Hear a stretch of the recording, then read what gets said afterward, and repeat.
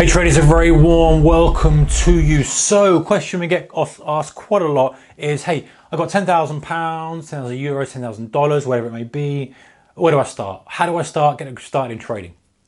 Okay, this is my take on it, my kind of what I would do if I was starting out with £10,000. Everyone's different, but have a little watch the video and let me know what you think about this process. First thing you've got to do is say to yourself, okay, that 10 grand, is that risk capital?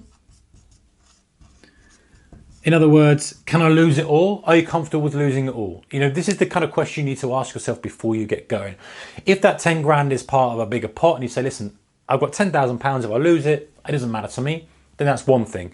If it's £10,000 and it's okay, if I lost some of it, I'd be annoyed and it would hurt me, you need to find out that figure. You need to find out the figure. Is that figure 5,000? Is it 1,000? Is it 9,000? Where's the number that you're happy to lose? Because that's the important aspect of it. You know, your risk capital is capital that you're prepared to lose. So at this point, you decide on your risk capital. Let's put risk capital amount here. Okay, that could be the full 10,000. Let's assume that's the full 10,000. Right. So the next thing you need to do is you need to say to yourself, okay, assume I don't have a strategy yet, I don't have a process, I don't have this, I don't have that. You know, what am I going to do to get started? Well, let's assume that you either are educating yourself by watching kind of things or reading books, or assume that you've bought an educational course or product from a legitimate kind of training education thing, and you've spent that already. Let's assume that. So I'm not saying, let's assume part of this budget doesn't go into education. I do believe that you should invest in sound education, and there are a lot of really good courses out there. There's a lot of, you know, bad ones, but if you find the right one, they're well worth the money. So let's assume that you've already invested in education, you've got a strategy in place, or you're doing it for free, you know, doing it on books. Wouldn't necessarily advise that as such, but it doesn't matter. Let's just say you're doing that. Okay, so you've got £10,000. Now, the thing you need to do is you say, okay, listen, I have this basket of strategies. I know what I'm going to employ. What you want to do now is split that kind of risk capital up over a year period. Okay, or over 6 months is pushing it a bit, but assume that you're going to use it over a year period or 2-year period. So how much can you lose each month while learning? Because the way to look at this is to say, hey, listen, and again, well, assuming this is risk capital, it's not going to affect anything. You've decided to put this in, you're prepared to lose it all.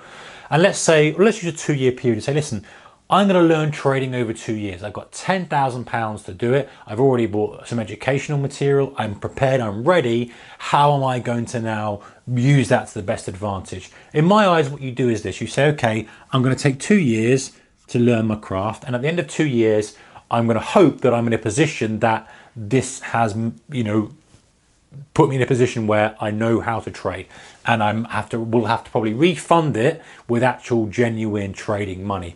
This is now risk capital.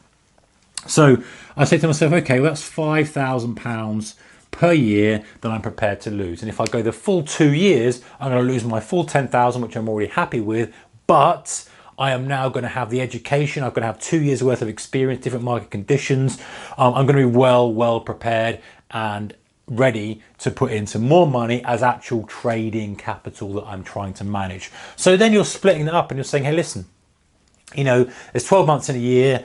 I'm going to take 2 months off because it's summer holidays or something and it's Christmas and I don't want to get involved in that. So I'm going to say to myself, all right, it's 10 months and I'm going to split that £5,000 into 10 months. I'm going to risk £500 per month.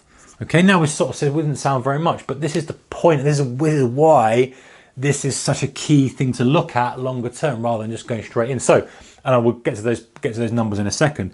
So there you've got this £500 a month. You say, listen, I'm prepared to lose £500 a month. What are my trading style? My trading style is I take maybe 4 or 5 swing trades in a month. Okay, so if I lose every single one of those trades, how much can I lose? If I take 5 trades in a month, say, as a swing trading, you know, I can risk, oops, I thought it was blue, I had a blue cap on it. Let's get a blue pen. I can risk £100 per trade.